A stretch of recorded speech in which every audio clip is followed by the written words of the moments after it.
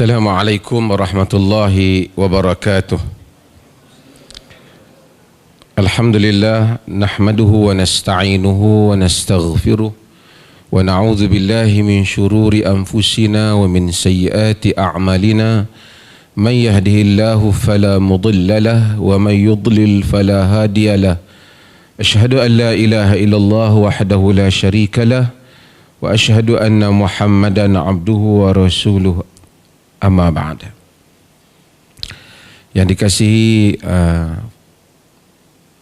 Musi Ustaz Azri, dia pun malam ni ada kuliah betulnya, tapi dia mari sini.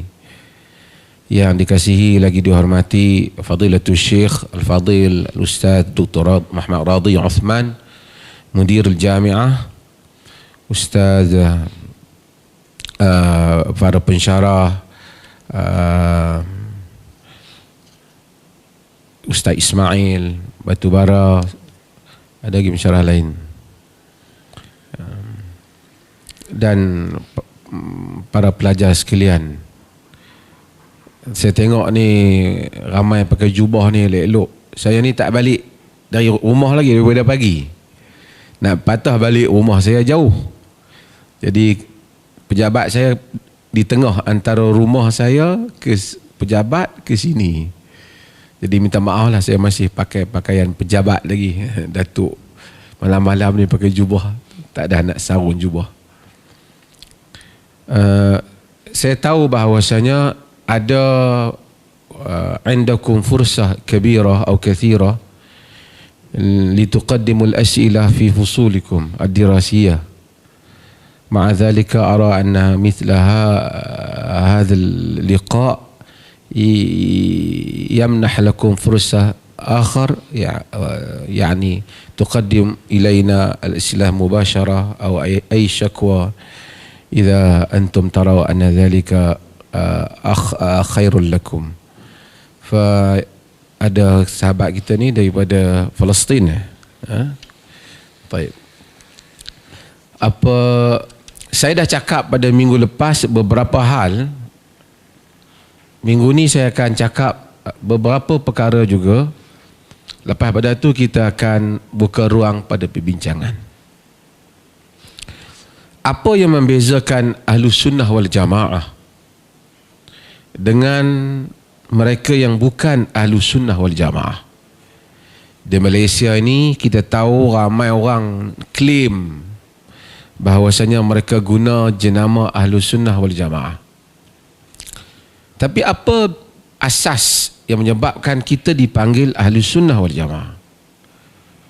Sudah pasti kerana kita tu ahli kepada sunnah itu. Sunnah itulah merujuk kepada Al-Quran dan sunnah. Kerana Al-Quran sunnah saja tidak berdiri, melainkan mestilah didahului dengan Al-Quran. Sebab itu Allah Subhanahu wa taala sebut, ya ayyuhallazina amanu atii'ullah wa ati'ur rasul wa ulil amri minkum fa in tanaza'tum fi syai' farudduhu ila Allahi war rasul. Wahai orang-orang yang beriman, taat Allah, taat Rasul dan ulil amri di kalangan kamu. Taat ulil amri ni dia tak ulang dah, wa ati'ul ulil amri, dia pakai berpada dengan sebelum itu. Ati'ullah wa ati'ur rasul wa ulil amri minkum. Kerana taat kepada ulil amri muqayyad, terkait dengan taat pada Allah dan Rasul, tidak mutlak. Maksud kita boleh question ulil amri. Why? Kenapa awak suruh saya demikian? Alal mar'i muslim as-sam'u wa ta'ah ma lam yu'mar bi ma'siyatin. Fa idza umira bi ma'siyatin fala sam'a wala ta'ah. Di atas individu Muslim wajib dengar dan taat kepada pemerintah, selagi mana ia tidak menyuruh kepada maksiat. Apabila ia menyuruh pada maksiat, tidak ada dengar dan tidak ada taat. So kita boleh question pemerintah, tapi kita tak boleh question Allah dan Rasul. Kita boleh mencari illah hukum, bukan mempertikaikannya. Kita boleh mencari hikmah, tapi kita tak boleh tanya macam iblis tanya, kenapa aku mesti sujud pada Adam? Tak boleh. Demikian juga perintah Rasul. maka kita taat kepada Allah dan Rasul. Dan ini manhaj Ahlus Sunnah wal Jamaah. Asas dia ni bukan yang Allah, Rasul dan ulul amr. Ulul amr ni di sisi majoriti ialah pemerintah yang mempunyai syaukah, yang menguasai bumi. Yang ni dia berkuasa. Dia bukan pemerintah kita rasa dia pemerintah. Dia memang memiliki syaukah. Dia memiliki kekuatan sehingga dia menguasai bumi, mentadbir dan menguruskannya. Dia jadi pemerintah. Kerajaan bayangan, dia tak boleh. Dia mesti the real government yang memerintah. Di sebahagian para ulama menambah, ulul amri bermaksud ialah ahli ilmu. Dan ini lebih cenderung al-Imam Syafi'i rahimahullah, dia lebih cenderung meletakkan ulul amri ini ialah ahli ilm ataupun umara yang dilantik oleh Rasul, pasukan-pasukan yang dilantik oleh Rasul. Ini ada kajian khas para ulama tentang dimensi siasah dalam tafsiran al-Imam Syafi'i rahimahullah. Tak apa, itu satu hal yang lain. Tapi saya nak menceritanya ialah, kalaulah ulul amr taat kepadanya terikat dengan taat Allah dan Rasul, demikian taat pada guru, demikian juga taat pada ibu bapa, demikian juga taat kepada masyaikh, mufti ke, syekh besar ke, siapa ke, terikat kepada taat Allah dan Rasul, boleh dipersoalkan. Itu ahlu sunnah wal jamaah. Wa ma atakumur rasulu fakhudhuhu wa ma nahakum anhu fantahu. Apa yang Rasul bawa, hendaklah kamu ambil. Apa yang Rasul larang, kamu berhenti. Ini adalah asas ahli sunnah wal jamaah. Walaupun kita lihat mudah, tetapi kadang-kadang bila nak laksana dia tak mudah. Saya akan buat contoh. Asas kita kena ingat, kita ni dalam beragama Allah dan Rasul, rujukan kita. Dia kata al-marji'iyatul ulia, rujukan yang paling tinggi. Ya ayyuhalladzina amanu la tuqaddimu baina yadayillahi wa rasuli. Wahai orang-orang yang beriman, jangan kamu lintah ke depan, jangan kamu mendahului Allah dan Rasulnya. Maka jika ada pertembungan pendapat, rujukannya ialah Allah dan Rasul. Ahli sunnah dia tak akan kata, tapi syekh saya kata, setelah ada qala Allah, qala Rasul. Melainkan qala Allah dan qala Rasul itu tidak boleh dipahami oleh kita ataupun mempunyai pemahaman yang mesti dirujuk kepada ahli zikr. Kita kena rujuklah.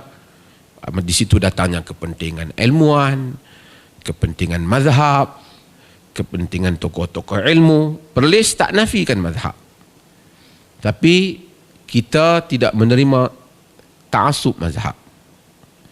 Mazhab penting sebagai khazanah ilmu. Ia bukan terbatas pada 4 yang besar. Juga mazhab dalam Islam ni ramai lagi.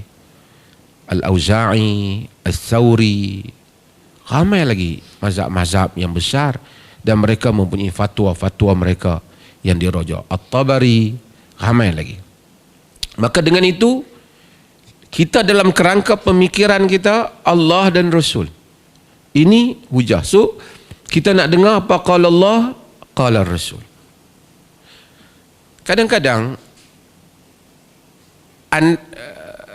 semalam siapa dengar? Semalam saya cakap tajuk apa? Imam Mahdi. Imam Mahdi, semalam saya sentuh. Imam Mahdi kalau dalam sejarah ramai orang mengaku Imam Mahdi. Ada yang mengaku Imam Mahdi tu orang bermimpi pula kata dia Mahdi. Tapi dia bukan Mahdi. Maksudnya mimpi taklah jadi hujah. Semalam saya sebut tentang Ibnu Turmat, Muhammad bin Abdullah Al-Barbari Al-Harghi, Maghrib, tahun 500 lebih Hijrah. Hebat.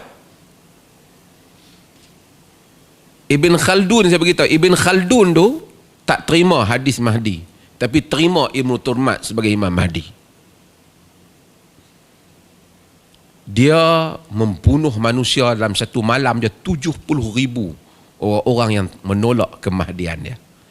Berjaya menegakkan kerajaan yang memerintah 150 tahun lamanya, iaitu Daulah Al-Muwahhidin.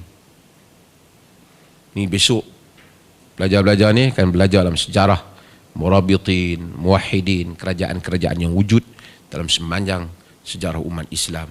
Memerintah Libya, Tunisia, Andalus. Tapi ada orang terima dia sebab apa? Di atas tipu helah dia. Kononnya malaikat bersuara daripada telaga. Macam-macam. Sebab apa? Sebab rujukan mereka hal-hal itu. Bukan sedikit, ratus ribu orang yang terpengaruh. Sedangkan kalau rujuk hadis Mahdi, macam saya bagi tahu, Mahdi mesti zaman Mahdi ada Isa, ada Dajjal.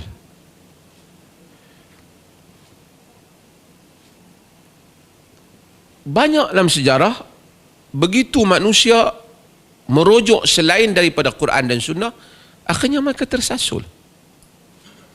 Ramai zaman sekarang pun dia pergi tengok guru tu, kalau dia ahlu sunnah, dia punya cara untuk nak bagi orang beragama, dia akan mendahulukan kitab dan sunnah. Kalau dia bukan ahli sunnah, dia akan bagi kempen kita macam lain. Jangan main. Dia ni guru besar ni, syekh besar. Dia tengok kita, dia tahu apa yang ada dalam jantung kita. Boleh berjalan atas ayak, masuk kedai orang tak perasan, ambil lah kan. Ini semua cerita-cerita yang bukan manhaj ahli sunnah. Logik ahli sunnah ialah logik kitab dan sunnah.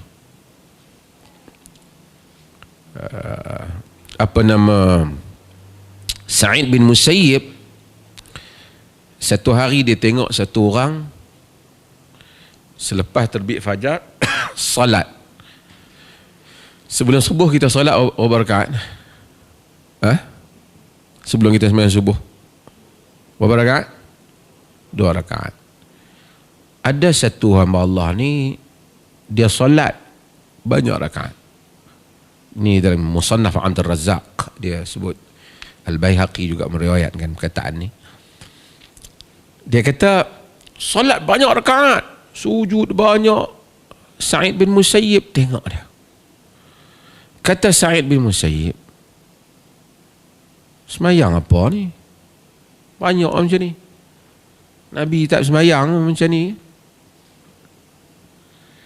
Dia kata kepada Sa'id bin Musayyib, yu'adzibuni Allahu ala salah. Tak kala Tuhan nak azab aku sebab aku semayang. Bukan aku buat maksiat, aku buat apa? Semayang. Macam ramai orang kata kan, bukan aku buat maksiat, aku semayang. Dia tanya, yu'adzibuni Allahu ala salah, adakah Allah akan azab aku di atas sebab aku salat? Walaupun tak betul dengan hadis, tapi aku solat, bukan aku buat maksiat.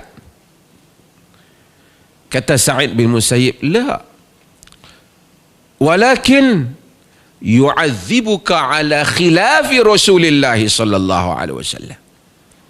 Tak, Allah tak azab kau sebab solat, tapi Allah azab kau sebab menyanggahi Rasulullah sallallahu alaihi wasallam. Dan ini yang kadang-kadang kita orang tak faham. Kan?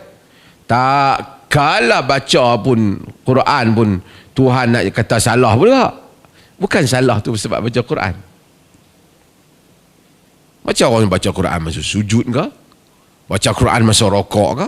Quran, semayang, Quran lagi. Logiknya tak salah.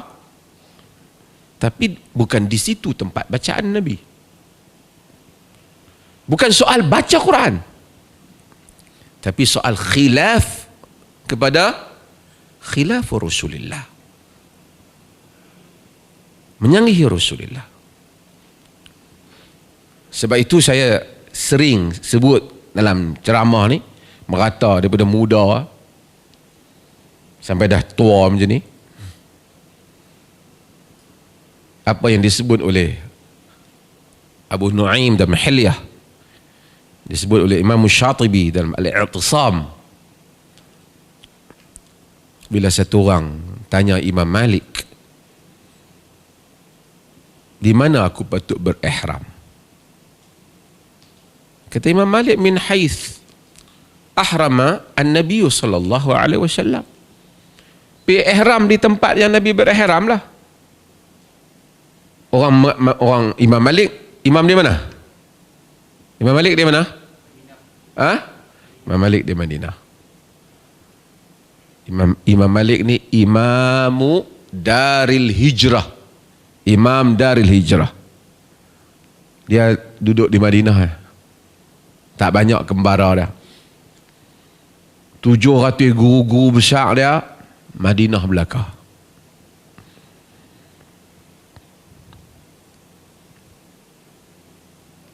Ada fadilat Imam Malik ni, alim Madinah. Jadi Imam Malik kata, min haith,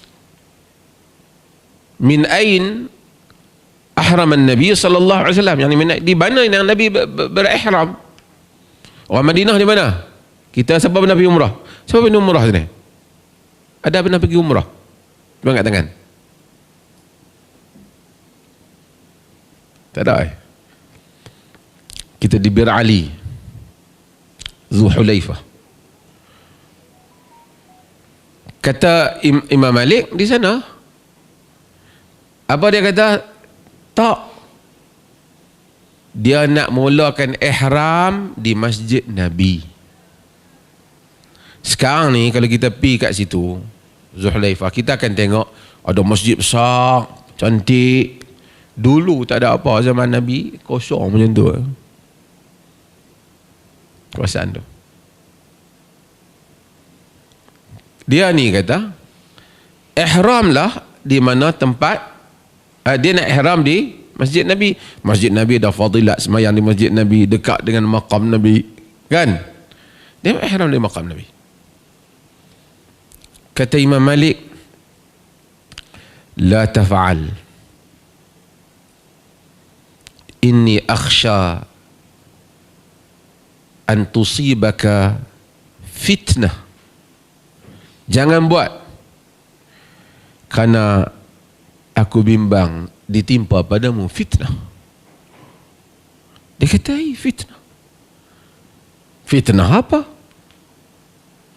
Bukan aku buat salah apa. Aku pergi ihram di Masjid Nabi, tempat yang lebih afdal daripada Bir Ali.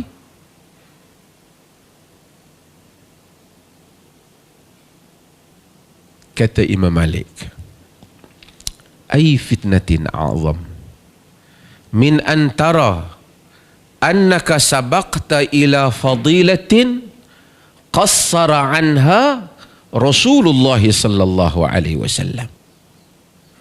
Anta tafham kalami hada الشيخ؟ هذا واضح ولو بكلمات ماليزية تفهم برضو؟ طيب boleh.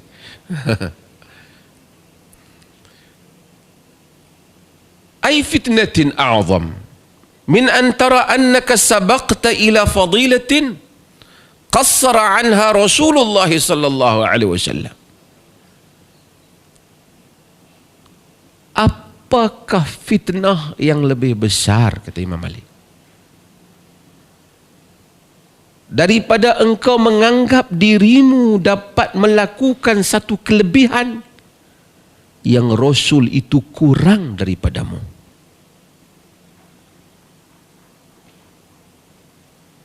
Itu isunya, bukan isu amalan.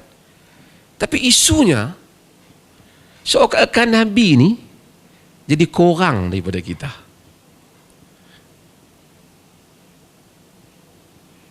Itu yang dilihat oleh Imam Malik. Sedangkan kata Imam Malik, aku mendengar Allah berfirman, falyahdharil ladzina yukhalifuna an amrihi an tusibahum fitnah aw yusibahum azabun alim. Surah Nur. Jaga-jaga orang-orang yang menyanggahi titah perintah Rasul, nanti ditimpa kepada mereka fitnah atau ditimpa pada mereka azab yang pedih. Ini bukan kita bercakap tentang orang lain, tapi kita bercakap tentang diri kita. Bila kita nak mengamalkan agama, kita kata, oh Nabi buat macam ni no, kita kena buat better than Nabi.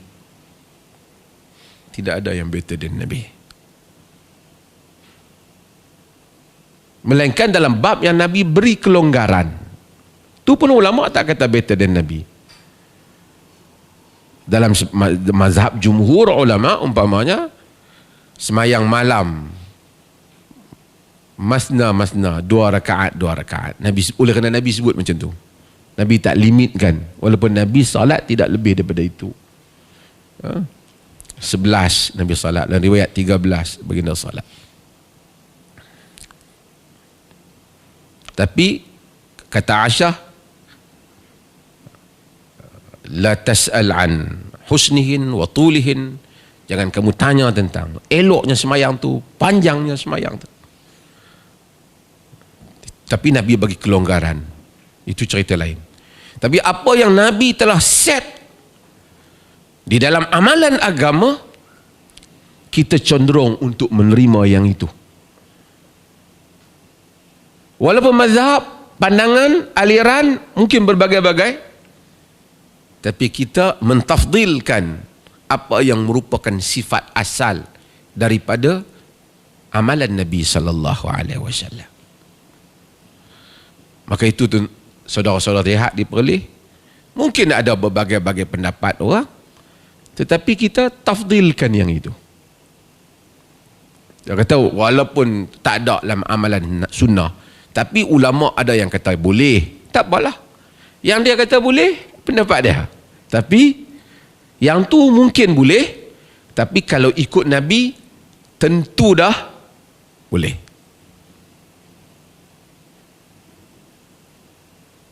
Kalau balik berdiri kita di hadapan Allah Azza wa Jal di akhirat kelak, kita tak susah hati. Pasal apa awak buat macam ni? Pasal macam tu Nabi tinggal. Atau kita memang Nabi buat macam lain, ya Allah, tapi aku cuba buat macam lain, kerana rasa yang macam lain ni lagi elok. Payah juga tu. Payah. Pasal ni agama. Kereta tak apa, naik motor tak apa, itu kehidupan kita. Agama ambil set yang ditinggalkan oleh Nabi sallallahu alaihi wasallam. Saya sebut ni pada pelajar, faham ke? Bagaimana kita nak membentuk cara fikir kita dalam hal ini. Kita di Perlis, kita tak kata, oh selain daripada ini ialah pandangan yang sesat. No. We never say that. Kita tak kata itu. Kita kata, lakin hadha huwa ikhtiaruna. Ini yang kita pilih. Hadha ma nufaddiluhu ala ghairihi. Ini yang kita lebihkan di atas yang lain.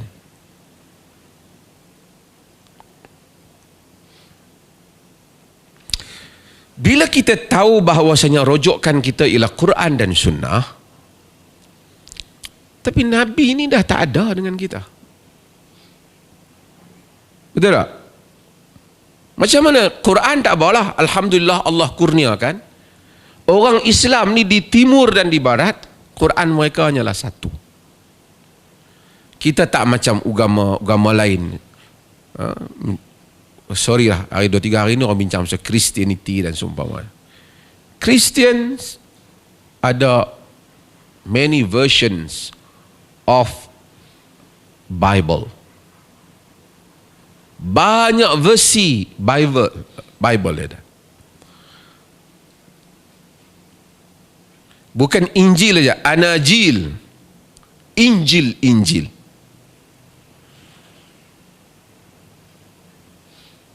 Tapi orang Islam, Injil Isa satu je, Tapi saya cerita yang berada di pasaran ataupun di kalangan mereka. Ada yang pakai King James version, ada yang macam-macam pakai. Tapi kita Quran di Malaysia, di Arab Saudi, di Mesir, di Syria, di Jordan, di Afrika, di India, orang Islam berbeza pandangan, berbeza mazhab, berbeza aliran kepahaman, tetapi Quran kita apa? Satu. Ini juga saya nak ingatkan pada pelajar, sebab itu bila kita quote ayat Quran, Quran ialah yang teks dalam bahasa Arab. Yang terjemahan itu bukan Quran. Sebab itu kita kena bubuh dalam kurungan apa dah? Maksudnya, terjemahannya.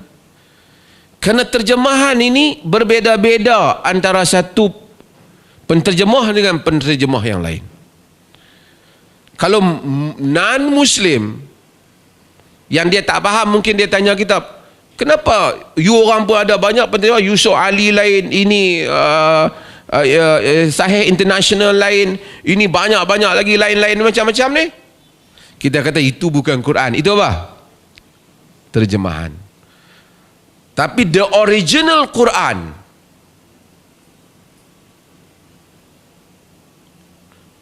Quran yang asal dalam bahasa Arab, yang tu hanya ada satu Quran saja. Ada qiraat yang berbeza-beza dalam sedikit dalam bacaan qiraat, naam, tapi Quran tetap yang sama. Mungkin panjang pendek sebutan bunyi, tapi Quran itu dah Quran. Mungkin ahli di Maghrib, terutama mereka dalam mazhab Malik, di Afrika dalam qiraat mengutamakan qiraat Warash, dan kemudian mereka mempunyai perbezaan-perbezaan dalam sedikit dalam bentuk tulisan, tapi Quran yang sama. So orang Islam tidak ada disputation, tak ada isu masalah Quran. Kerana Quran Allah pelihara sejak zaman Nabi Muhammad sampai kita, inna nahnu nazzalna dzikr wa inna lahu lahafizun. Sesungguhnya kami yang menurunkan az-zikr dan kami memeliharanya. Ada sampai yang nak berselisih orang Islam bukan tentang teks Quran, tapi tentang tafsiran Quran. Yang ni faham macam ni, yang ni faham macam ni, itu cerita lain. Cumanya satu masdar yang lain, satu reference yang lain selain pada Quran. Quran dan satu lagi apa? As-Sunnah. Itu saya telah cerita, ada perbezaan pandangan ulama di antara maksud sunnah dan hadis dan semua. Itu tak apa, itu satu bincangan yang lain. Dalam konteks sunnah, dia tidak terpelihara seperti Quran. Dia terpelihara juga, tapi dia tak ada dalam satu buku. Ni semua sunnah-sunnah yang telah terpelihara. Dia tak. Dia terpelihara dengan takdir Allah melalui jahabis ulama al-hadis, ulama-ulama hadis. Mereka telah memelihara dengan meletakkan satu ilmu yang besar, iaitu ilmu sanad, ilmu al-jarh wa ta'dil, ilmu naqd al-mutun, ilmu mengkritik matan, ilmu rawi, ilmu sanad. Banyak rangkaian dia tu. Sebab 1400 tahun antara kita dan Nabi, macam-macam orang boleh buat cerita. Penjual terung jual terung, hak jampi pun jampi, hak macam-macam yang Syiah dengan Syiahnya, dengan berbagai-bagai mazhab, semuanya akan gunakan qala Rasulullah. Sahabat tak tipu. Sahabat dia panggil dalam ilmu dia panggil udul, yakni adil, tidak menipu hadis. Kata Al-Imam Ibn Kathir, kata Al-Khattabi sebelumnya, kata Ibn Hajar selepasnya, was-sahabatu kulluhum udulun inda ahli sunnati wal jamaah wa adalatuhum bi ta'dilillahi wa rasulih. Sahabat itu kesemuanya adil, yakni tak bohong tentang hadis. Dan keadilan mereka itu, yakni sifat adil mereka dalam menukilkan riwayat, telah ditetapkan oleh Allah dan Rasul dengan naslah yang banyak. Muhammad Rasulullah, macam-macam lagi. Oleh kerana lama antara Nabi dan kita, menyebabkan ramai orang menipu.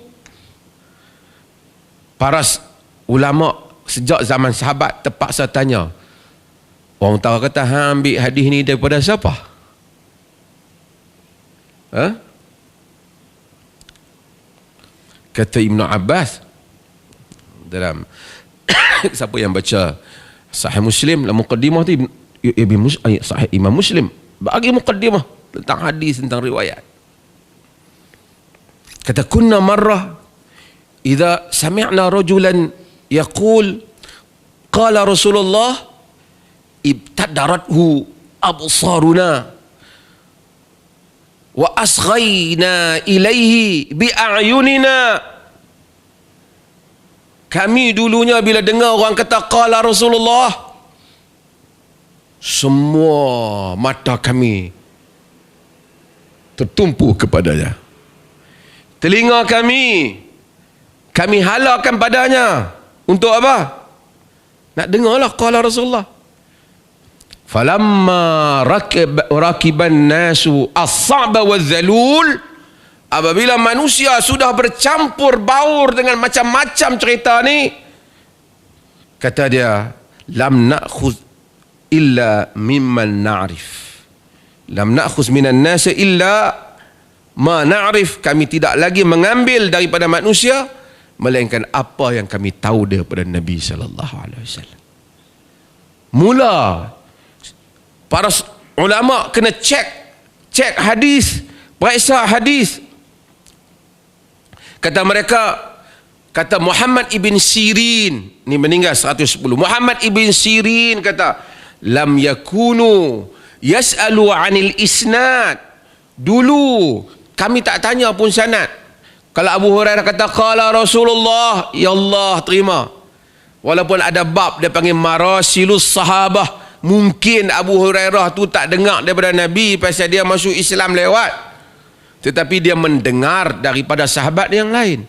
Mungkin Ibnu Abbas tidak mendengar daripada Nabi sebab dia masuk dia muda lagi, masa Nabi wafat dia masih budak lagi, tapi kita anggap dia mendengar daripada sahabat yang lain. Idza sami'na rajulan yaqul qala Rasulullah ibtadarathu absaruna wa asghayna ilaihi bi a'yunina. Kami terus nak dengar dia. Tapi bila ada bercampur, kata Muhammad ibn Sirin, lam yakunu yas'alu 'anil isnad. Dulu tak tanya pasal sanad. Qala Rasulullah, mari Sayyidina Umar, mari Abu Bakar, mari semua sahabat, apabila berucap qala Rasulullah, kana Rasulullah, terus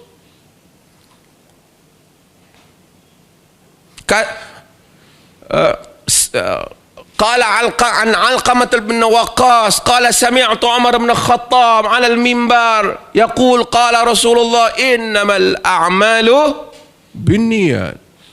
Kata Alqamah bin Waqqas, aku mendengar Umar bin Khattab di atas mimbar, dia menyatakan innamal a'malu binniyat.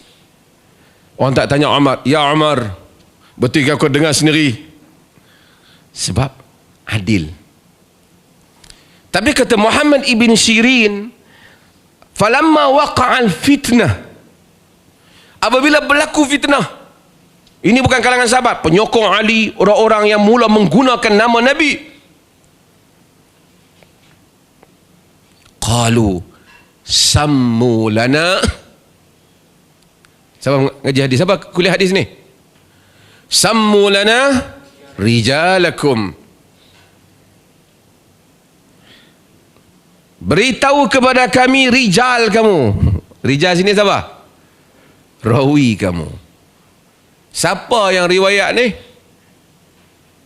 Ambil mana hadis ni? Jadi di situ datangnya, hadirnya tujuan sanad.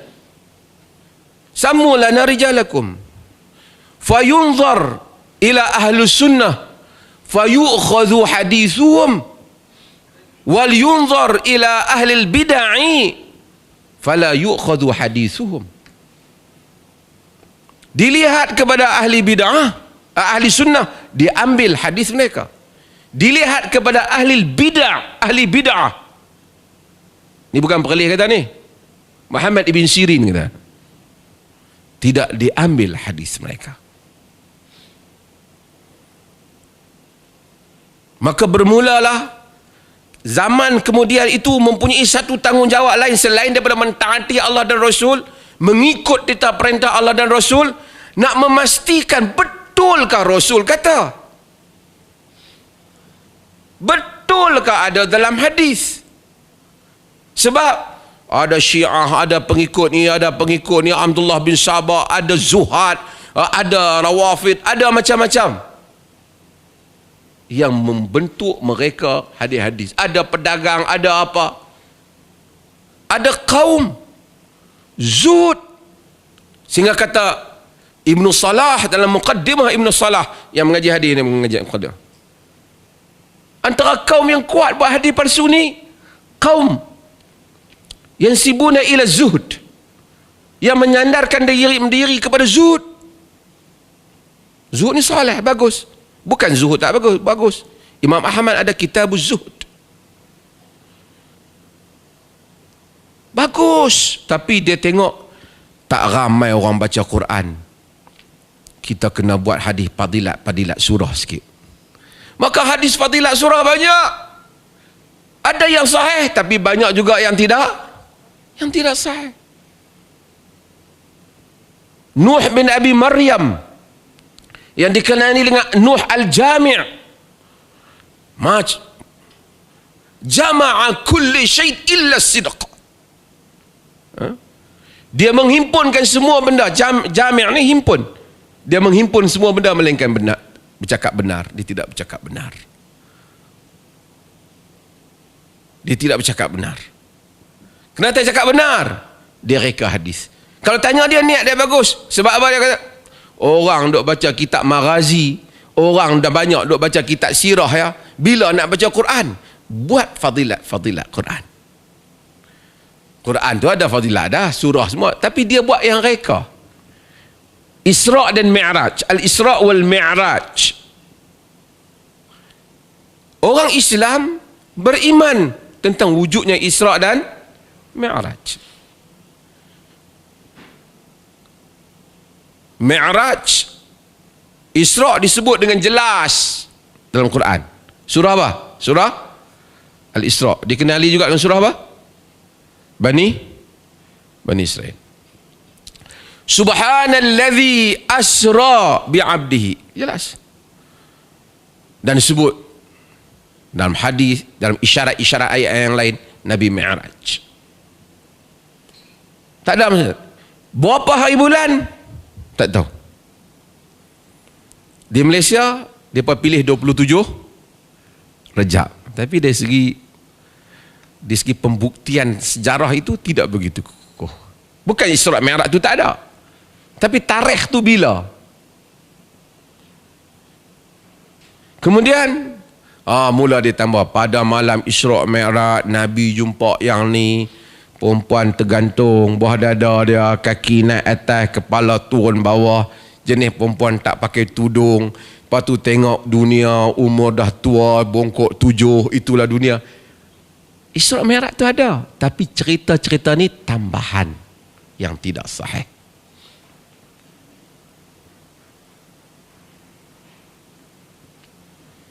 Bukan menafikan Isra' Mi'raj. Bila orang yang tak faham dalam bidang ni, dia kata, pok-pok ni Isra' Mi'raj pun tak percaya. Bukan kita tak percaya Isra' Mi'raj, tafsil cerita tu dia memerlukan nas, sebab kita tak jumpa Nabi. Kalau kita jumpa Nabi senang tak ya Rasulullah? Malam tu Rasulullah nampak apa? Senang.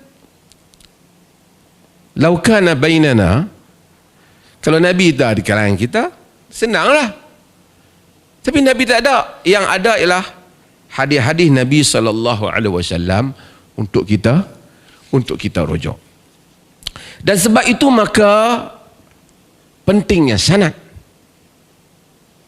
Ni ada kuliah hadis nanti masuk. Nak kena kaji rawi daripada fulan kepada fulan, tujuannya untuk tahu sahih dan tak sahih. Ada orang zaman ni dia kata depa ni mengaji tak ada sanad. Kita habaq sanad tu bukan tujuan syok-syok. Sanad tu tujuan untuk membuktikan kesahihan matan. Setengah orang dia habaq dia ada sanad. Kalau pelajar-pelajar pergi rumah saya pun di dinding rumah saya penuh juga dengan sanad. Sanad Waliullah Dehlawi lah, sanad sampai Kausari punya sanad. Semua sanad ada macam-macam. Sanad hak Madinah, sanad apa. Tapi sanad itu bak kata Ibnu Salah untuk berkat dia. Kalau nama kita masuk dalam sanad tu, dhaif hadis tu. Betul tak? Tak layak kita nak jadi rawi hadis. Kena rawi hadis memerlukan kualiti yang hebat. Berpadalah dengan sanad Bukhari, sanad Muslim.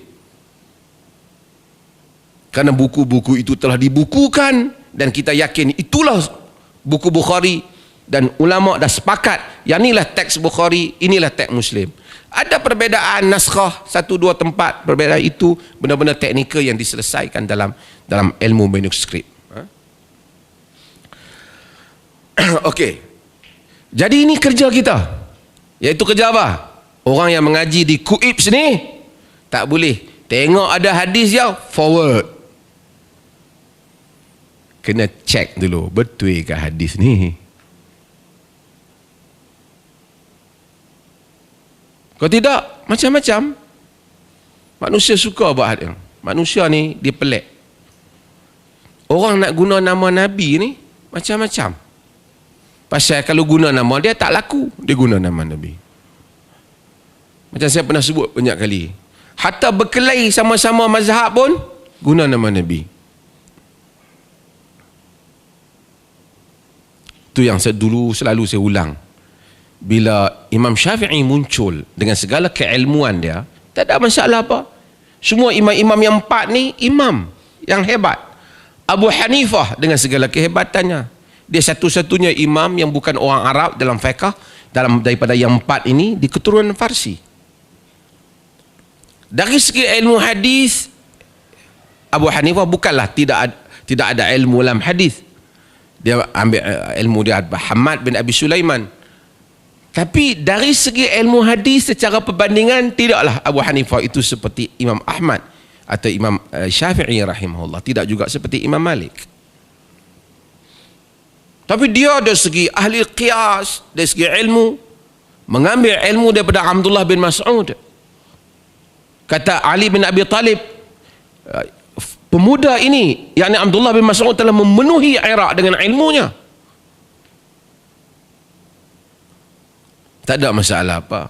Tapi bila politik, bila pengaruh agama dah nak jadi macam politik, dah mempengaruhi orang besar dan seumpamanya, orang pengikut Abu Hanifah apa semua ni, dia tak selesa bila jumpa muncul tokoh-tokoh baru. Bukan Abu Hanifah yang tak selesa, mereka. Sebab itu Al-Imam Al-Bukhari, dia macam sedikit, kita rasa macam sedikit terasa dengan cara layanan pengikut-pengikut Abu Hanifah kepada dia. Sehingga kadang-kadang dalam sebutan dia tidak highlight sangat nama Abu Hanifah dalam sahih dah. Imam Malik, Imam Syafi'i, bila tengok Imam Syafi'i berkembang dengan pengaruhnya, dia kata, dia buat hadis palsu. Sayati ala ummati rajulun ismuhu Muhammad bin Idris wa huwa adarru ala ummati min iblis. Hadza kadzab. Akan datang kepada umatku satu orang namanya Muhammad bin Idris, dia lebih bahaya kepada umatku daripada iblis. Ni yang ambil potongan ni, jangan ambil separuh pula. Dia lebih bahaya pada umatku daripada iblis. Ini hadis palsu, dibuat oleh orang agama kerana takut pengaruh mazhab lain muncul. Wa yakunu fi ummati rajulun yuqalu lahu Abu Hanifah wa huwa sirajun munir. Akan ada dalam umatku satu lelaki nama dipanggil Abu Hanifah, dia adalah apa? Cahaya yang menerangi. Pelita. Palsu.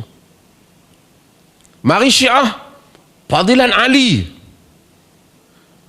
Mari sebagian pengikut Sufi melampau, perjumpaan dengan Khidir. Macam-macam lagi. Sebab tu Nabi kata, bila ditanya oleh Huzaifah, hal ba'da dzalika syarru min khairin? Adakah selepas kejahatan itu akan ada kebaikan? Naam, kata Nabi, walakin fihi dakhan atau fihi dakhal dalam riwayat. Ya, tetapi ada dakhan, ada kekeliruan. Qaumun yastannuna bi ghairi sunnati wa yahtaduna bi ghairi hadiyi. Kaum yang akan bersunnah bukan dengan sunnahku dan berpetunjuk bukan dengan petunjukku.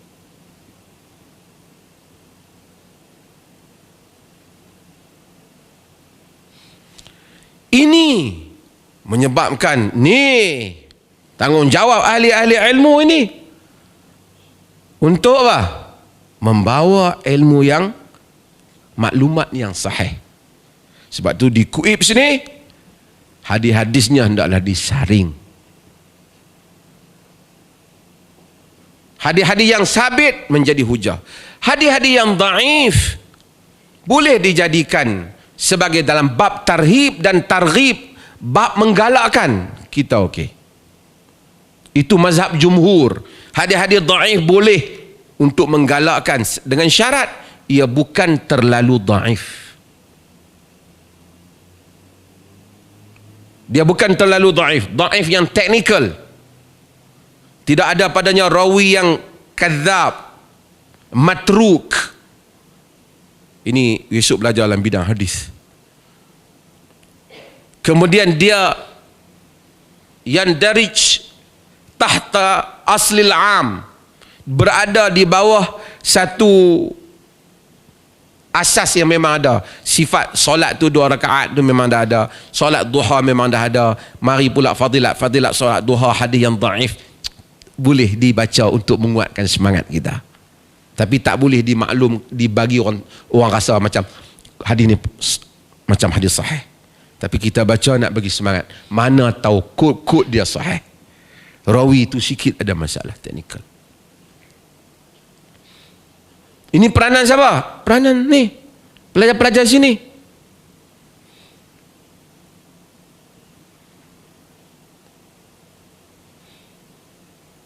Yahmilu hadzal ilm min kulli khalafin uduluhu, kata Nabi. Ilmu ini akan dibawa bagi setiap generasi orang-orang yang adil ni. Mudah-mudahan. Amin.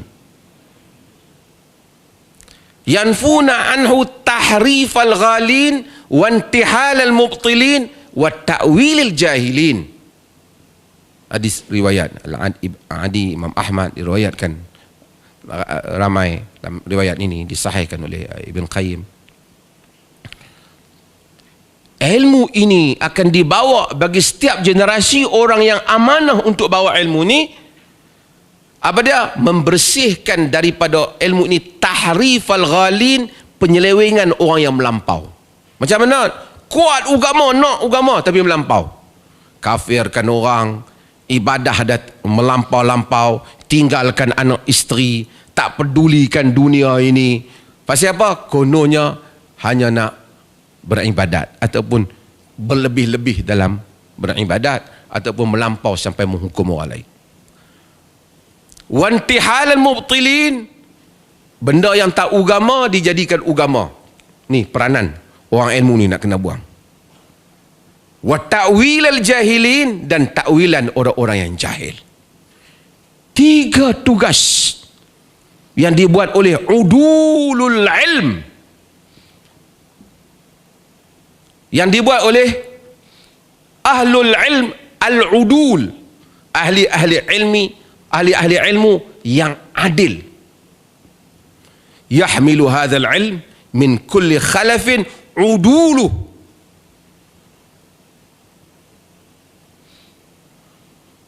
Orang-orang yang adil ini. Mudah-mudahan Allah jadikan kita di kalangan mereka. Maka sebab itu, di dalam pengajian di Kuib sini, dia titik beratkan soal ini. Tafsir yang betul mengikut manhajna. Akan tafsir apa? Bil ma'thur. Satu lagi tafsir apa? Bil ra'yi. Kemudian tengok tafsir, kemudian tengok hadis. Sebelum nak tengok hadis, pastikan tasabut dulu hadis tu dari segi riwayatnya, barulah mari kepada peringkat nak menafsirkan ataupun memahami teks hadis. Dah sahih dah hasan dah, baru kita, ataupun daif dalam kadar-kadar tarhib dan targhib, barulah kita boleh nak pergi kaji makna dia.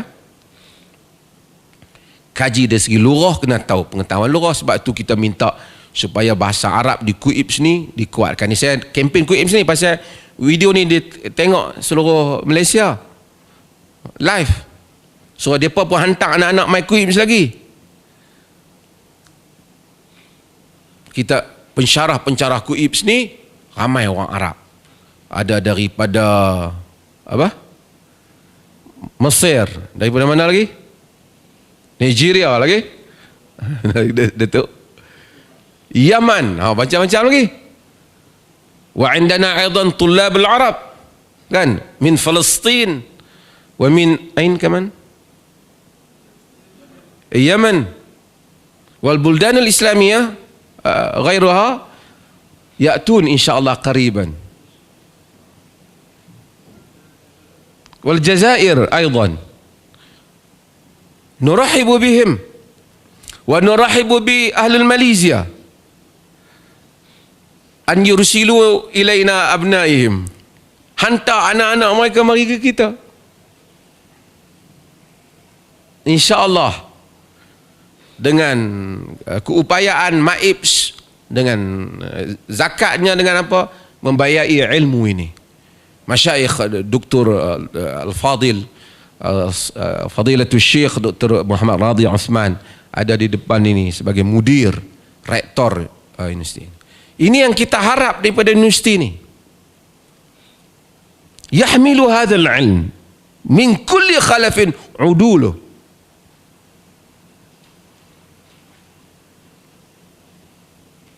Kemudian setelah kita tahu itu, baru datang kepada memahami nas hadis, maqasid hadis, apa yang Nabi sebut, apa yang maksud di sebalik yang disebut, apa yang tersurat, apa yang tersirat.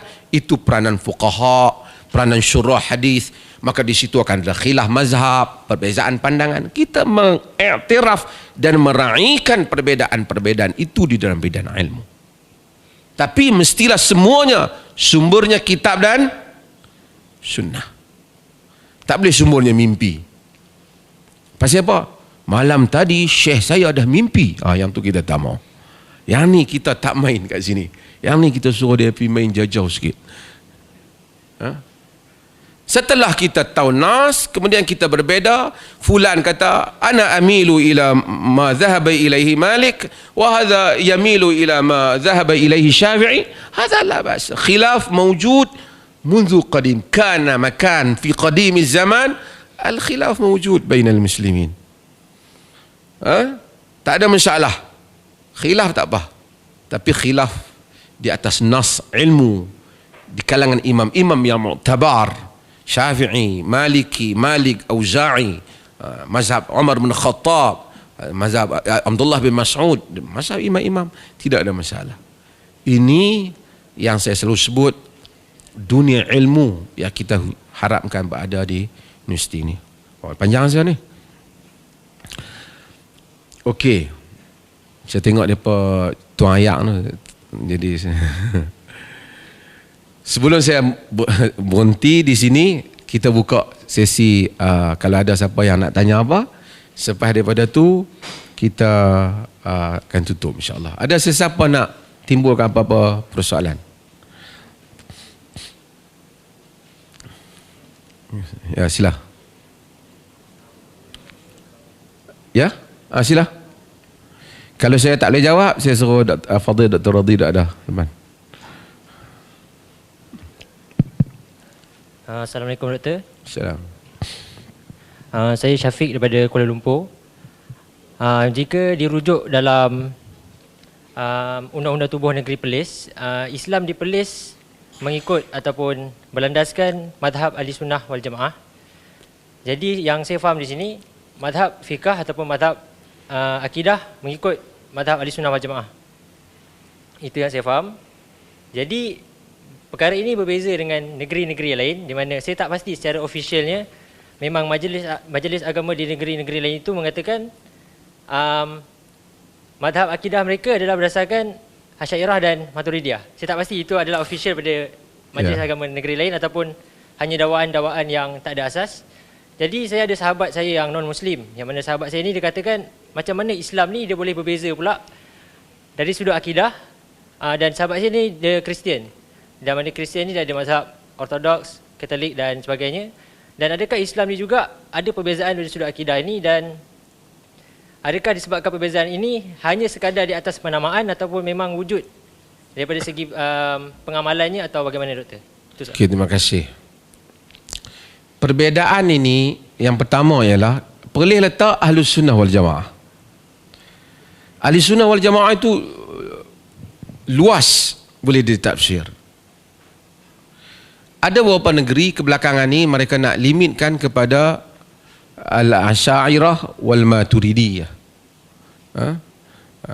Kepada Abu Hasan Asy'ari dan Abu Mansur Al-Maturidi. Cumanya saya nak sebut ringkas lah kan. Abu Hasan Asy'ari dan Abu Mansur Al-Maturidi, mereka datang pada kurun yang 4, yang masuk kurun kelima, Abu Mansur. Mereka ini selepas daripada Al-Imam Syafi'i rahimahullah, selepas daripada Imam Malik, selepas daripada Abu Hanifah sendiri, selepas daripada sahabat-sahabat. Saya tidak menafikan tentang peranan mereka juga di dalam menghadapi kancah pergeseran pemikiran akidah pada zaman mereka. Mereka ini muncul rentetan cabaran mazhab Al-Mu'tazilah. Dalam usaha nak menjawab Mu'tazilah, muncullah tokoh-tokoh ini. Ini panjang cerita Abu Hasan Asy'ari, dia dengan pak mentua dia Ali Jubai dan seumpamanya. Yang ini saya tak mau panjang, tapi saya nak cerita ringkas di sini. Sebahagian yang mereka jawab itu memanglah seperti yang dijawab oleh imam-imam yang sebelum daripada itu. Abu Hasan Asy'ari sendiri ada buku dia Al-Ibanah, ada Maqalat Islamiyin, tulisan dia. Tidaklah banyak jauhnya. Ada beberapa isu yang orang sandar pada mereka, terutama isu di dalam masalah mentakwilkan ayat-ayat al-mutasyabihat. Inilah yang menjadi isu yang memecahkan tentang antara mereka jadikan dua sekolah. Satu dia panggil sekolah Hanabilah, iaitu Hanbali, Imam Ahmad. Satu sekolah Asy'ariyah, iaitu sekolah Abu Hasan Asy'ari. Dan kemudian diikuti dengan Abu Mansur. Tetapi saya nak beritahu, semua orang kata ini puncanya daripada kemudian mari Syarih Syekh Ridha, Batu Saudi, lepas itu Ibnu Taimiyah, sebelum daripada itu Ibnu Taimiyah, kemudian Ibn Qayyim. Tak. Ini khilaf qadim. Lama. Saya sebut, pernah saya sebut dah sini. Al-Imam Ibnu Abdul Barr. Siapa ni pelajar ingat. Dia dengar lah mama, dia ingatlah nama Imam Ibnu Abdul Barr. Ini alim dalam mazhab Malik. Dia mensyarahkan Muwatta' Malik, kitab dia At-Tamhid.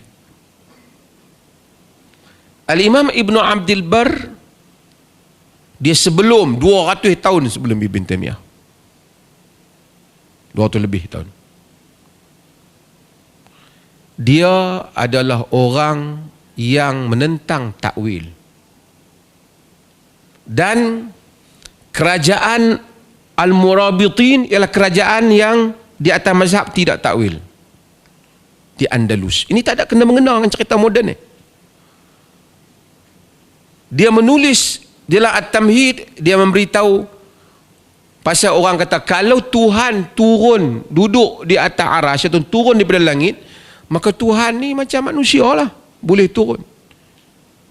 Ibnu Abdul Bar dan ramai lagi jawab dia, sebab kalau kamu kata macam tu, kamu yang sebenarnya khayal Tuhan macam manusia. Turun Tuhan tak macam turun manusia. Melainkan bila kamu khayal Tuhan macam manusia, sebut perkataan turun, kamu sangka dia turun macam manusia. Dalam bahasa Melayu dah mudah lah. Kita sebut apa? Muka pintu. Kita tak kata pergi kat muka pintu, kita mana hidung dia, muka pintu bukan muka orang. Tapi kalau kita khayalkan pintu macam orang, kita akan tanya mana hidung dia lah, mana misai dia, mana mata dia. Kalau kita tak khayalkan dia sebagai orang, Allah sebagai macam manusia, kita tak tanya kalau dia turun bila dia naik. Kalau dia ada arash, bertinja dia bertempat. Saya bukan masalah nak sokong mazhab mana, tapi saya nak cerita khilaf ni. Saya tambah sebab saya kata, kalau Allah wujud bila makan, itu menjadi asas. Allah ada tidak bertempat kerana tempat diciptakan oleh Tuhan, masakan Tuhan memerlukan apa yang dia cipta, tempat. Saya nak tanya, apa hukum orang yang kata Allah menurunkan Quran pada malam Lailatul Qadar? Allah mengutuskan, kemudian Allah mengutus Nabi-Nya Muhammad, ataupun sebelum itu dia telah mengutus, kemudian Allah menciptakan Adam, kemudian Allah mengutuskan Nuh, kemudian itu telah memberikan Allah, mengaitkan zat Allah, orang putih panggil the essence of God, zat Allah dengan masa. Ni siapa yang mengaji SPM dia tahu, ada dua benda, time and space, betul tak? Tempat dicipta oleh Allah, masa pun dicipta oleh Allah. Kalau kita kata Allah itu buat ni, kemudian Allah, kita kaitkan Allah dengan masa, kita kaitkan Allah dengan makhluk. Masa tu makhluk. Wal asr wal fajr wal duha wal lail. Sebab itu Allah bersumpah dengan masa, pasal masa tu makhluk dia. Kalau kita tak boleh kaitkan dia dengan tempat, siapa yang kait dia menjadi kufur, siapa yang mengaitkan dengan masa, apa bezanya? Faham maksud saya? Faham tak? Maka kita kata laisa kamislihi syai'. Dia telah kama yasifu nafsahu, seperti mana dia telah mensifatkan dirinya. Kita cerita ya, kita kata laisa kamislihi syai'. Itu mazhab bukan Ibnu Taimiyah. Ibnu Taimiyah mai kemudian. Ibnu Abdul Bar, ahli-ahli Andalus di atas mazhab itu. Al-Muwahhidin tadi Ibnu Turmat masukkan dengan bukunya Al-Mursyidah, memasukkan pemikiran takwil dan menyatakan siapa yang tak takwil Mujassimah, dia membunuh beribu-ribu orang ahli Andalus. Kemudian berlaku khilaf dulu. Tapi untuk adil, saya bagi tahu mazhab yang terkenal tak mau takwil dari segi, patutnya dia mazhab fiqh, dikaitkan dengan akidah juga, ialah mazhab Hanbali, dia panggil Hanabilah. Sebab itu ramai orang suka Abdul Qadir Al-Jilani, wali tu, baca buku dia, dia tak takwil dalam akidah. Kalau dia baca buku tu, keluar pula dia ahli sunnah. Tokoh Hanbali yang besar Ibnul Jauzi, dia Asy'ariyah, dia takwil, dia hentam Ibnu Abdul Bar karena tak takwil. Padahal Ibn Abdul Abbar Malik. Maksudnya saya nak bagi tahu khilaf ini qadim berlaku, merentasi aliran mazhab. An-Nawawi rahimahullah, alim ahli hadis, ada bab yang dia takwil, ada bab dia tak takwil. Ibn Hajar Al-Asqalani, ada bab yang dia takwil, ada bab yang dia tak takwil dalam Fathul Bari.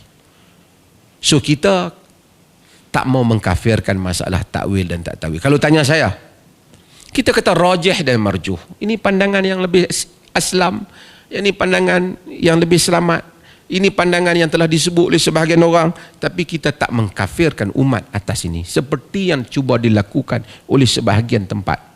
Nak merujuk pada soalan saudara tadi, Perlis ingin mengambil dada yang lebih lapang. Di dalam muktamar Chechen di Chechnya yang dihadiri oleh ramai tokoh-tokoh sufi dan ulama-ulama Mesir, mengisytiharkan mereka yang tidak takwil terkeluar daripada Ahlus Sunnah wal Jamaah di Chechen. Tetapi kemudian Muhammad Taib, Syekhul Azhar, dalam BBC kata, dia tidak, kami Azhar bari berlepas diri daripada muktamar Chechen, dan dia sebut tentang Salafi, dan Salafi min Ahlus Sunnah wal Jamaah.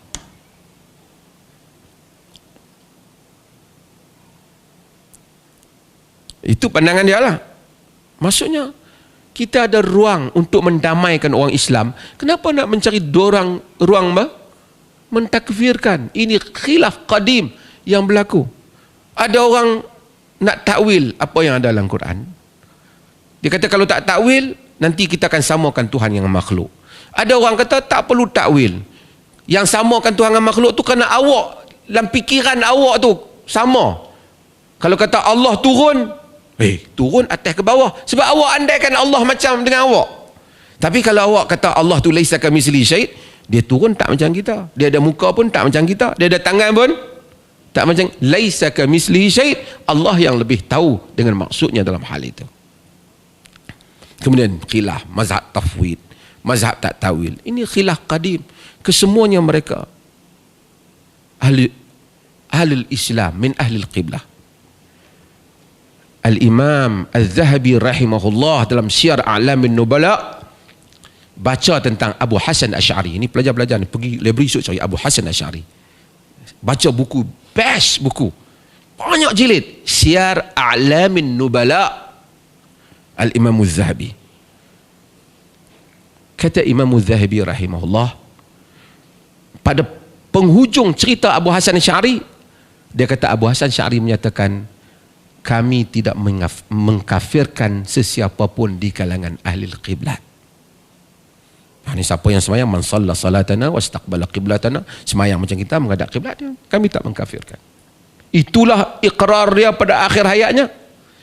Kata Az-Zahabi, wa kadzalika syekhuna Syekhul Islam Ibn Taimiyah. Demikianlah guru kami Syekhul Islam Ibn Taimiyah pada akhir hayatnya menyatakan, aku tidak mengkafirkan sesiapa di kalangan kaum muslimin, yang sesiapa yang berulang alik dia ke masjid, maka kita menyaksikan dia dengan iman. Semua takwilan-takwilan ini bertujuan memecahkan umat Islam. Semua orang, ya Rabb, sabbih isma rabbikal a'la. Tak ada kata, ya Rabb. Di mana jiwa kita bila kita sebut ya Rabb? Angkat kita ke langit. Tak ada kau telah kafir kerana kau telah menjadikan Tuhan wujud bimakan. Nabi Isra dan Mi'raj bertemu Allah, oh Nabi naik ke atas, tu wujud bimakan. Syaitan memecah belahkan kita dalam hal ini. Sebab itu saya kurang berminat. Kita akan ajar manhaj ni, kita akan bagi tahu hakadha kana sya'nu jumhurus salaf. Hatta salaf sendiri ada yang takwil dan tak takwil, tapi jumhurus salaf mereka tidak cenderung untuk pergi kepada apa yang tak disebut. Tapi kita memberikan keuzuran kepada ulama-ulama Asy'ariyah kerana mereka menghadapi Mu'tazilah pada zaman mereka. Saya buat contoh yang lain. Boleh kan? Ada masalah? Isu kitab Ihya Ulumuddin. Kita i'tiraf Al-Ghazali imam kabir, imam besar. La syak. Ilmu dia yang hebat ialah di dalam ilmu usul. Kitabnya Al-Mustasfa. Al-Ghazali. Sebab itu kalau orang yang mampu mulim dengan Al-Mustasfa ni, alim dia dalam usul. Alim kabir, jalil. Kata Al-Imam Az-Zahabi, wal Ghazaliyu imamun kabir. Cuma dia tambah walaysa min sya'nil alim alla yukhti. Dan Ghazali itu imam yang besar, tapi bukanlah syarat alim itu tidak silap, kata dia. Ta'addub Al-Imam Az-Zahabi rahimahullah. Kemudian Az-Zahabi menyebut kritikannya pada Al-Ghazali. Tapi bukan Az-Zahabi saja. Kita di Perlis, orang kata Perlis ni tolak Imam Al-Ghazali, tidak tolak. Ihya Ulumuddin, dia menghidupkan ilmu agama, menghidupkan makna ikhlas, menghidupkan tazkiyatun nafs. Hatta ulama-ulama yang agak tegang dan keras dalam masalah, saya baca Al-Albani rahimahullah, dia menyatakan, dia mengkritik Ihya hadis-hadis dalam, tapi dia kata ketika mentakhrijkan Ihya, aku banyak mempelajari ilmu-ilmu tazkiyatun nafs daripada Al-Ghazali. Aku dapat manfaat daripadanya. Imam Kabir. Cuma saya nak beritahu, di zaman Ali bin Yusuf bin Tasfin di Cordova tahun 400 lebih, di bawah fatwa Al-Qadi Ibn Hamdun, dia ulama Malik, mereka itu tak ada kaitan, ni cerita zaman dulu, membakar Ihya Ulumuddin secara terbuka dan mengharamkan Ihya Ulumuddin daripada semua perpustakaan Andalus. Berlaku. Ia tak ada kaitan dengan hari ini punya perbincangan, tak ada. Kerana tentang bab ruh, bab apa yang mereka tak setuju. Mereka itu bukan aliran, mereka mazhab Malik. Kerana khilaf ini saya nak cerita berlaku. Kemudian Al-Qadi Abu Bakar Ibn Al-Arabi datang, kemudian dia berbai'ah dengan Abdul Mu'min daripada kerajaan Muwahhidin, kemudian aliran Al-Ghazali masuk ke dalam Andalus. Kita tidak sampai tidak begitu. Kita meraihkan, memuji tulisan Ihya, tapi kita menyebut seperti Al-Iraqi menyebut. Kita sebut sebagai Al-Husaini, alim Syam menyebut. Pada Ihya Ulumuddin, Al-Iraqi, Zainuddin Al-Iraqi, guru kepada Al-Imam Ibn Hajar yang meninggal pada tahun 806 Hijrah, dia takhrij Ihya Ulumuddin. Dia menyebut hadis ni dhaif, hadis ni la aslalah, hadis ni sahih. Dan dia menyebut hatta tokoh Syafi'i yang begitu mengangkat Al-Ghazali, Al-Imam As-Subki dalam Tabaqatus Syafi'iyah, dia juga menyebut tidak boleh dinafikan dalam Ihya. Memang ada hadis-hadis yang dhaif dan palsu, dan jumlah yang dia sebut yang agak tinggi. Tapi itu tidaklah menyatakan Ihya tak boleh pakai, kita tak kata. Tapi itu ilmu hadis. Kerana mereka kata, oh mereka ni kenal Abu Hasan Sy'ari, Abu Mansur Al-Maturidi, bertasawuf dengan tasawuf Al-Ghazali. Jangan Perlis tak ada tasawuf Ghazali tu. Kemudian bertarikat dengan tarikat apa lagi.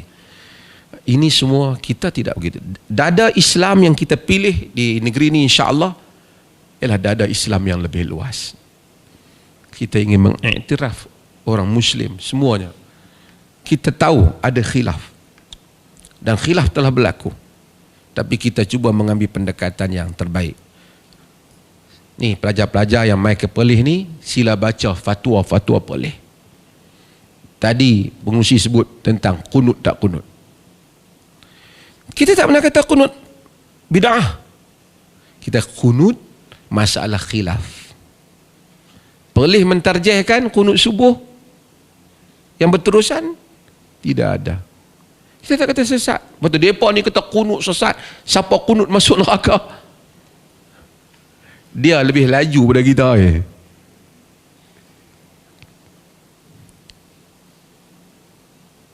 Semua benda-benda yang ada kaul dalam mazhab yang lain, pergi cek fatwa tu rasmi. Ini adalah masalah yang khilaf yang muktabar di kalangan ulama. Jawatan kuasa fatwa memilih, mentarjihkan, baru kita sebut bismillah perlahan. Tapi kita kata khilaf. Hada khilaf. Na'tabiruhu annahu khilaf mu'tabaran 'inda ahli sunnah. Annahu khilafun mu'tabar 'inda ahli sunnah wal jamaah. Ma'a dhalika nahnu nu'akkid wa naqul tarjihuna fi hadhihi al-mas'alah kaza wa kaza.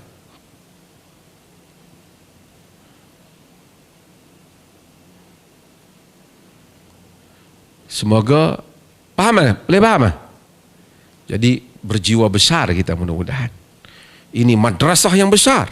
mengiktiraf keilmuan yang telah berlaku 1400 tahun lamanya. Ada masalah, tidak ada kitab yang maksum melainkan kitab Quran dan Sunnah. Kita kena akui. Hatta Ibn Taymiyah ada perkara yang dikritik dalam kitabnya. Apatah lagi buku kita kalau kita menulis. Hatta Ibn Qayyim, hatta ulama-ulama, hatta Sahihul Bukhari, dengan kita mengagungkan Al-Bukhari, kita tak boleh menafikan Ad-Darqutni telah mengkritik Sahih Al-Bukhari.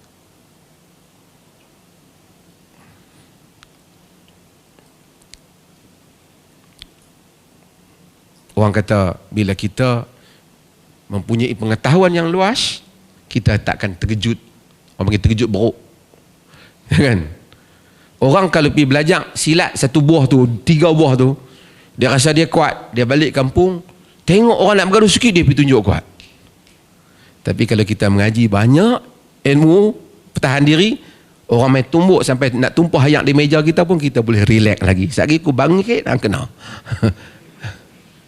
Kan? Sebab kita kalau kita menghimpunkan ilmu yang luas, kita akan sabar apabila mendengar khilaf.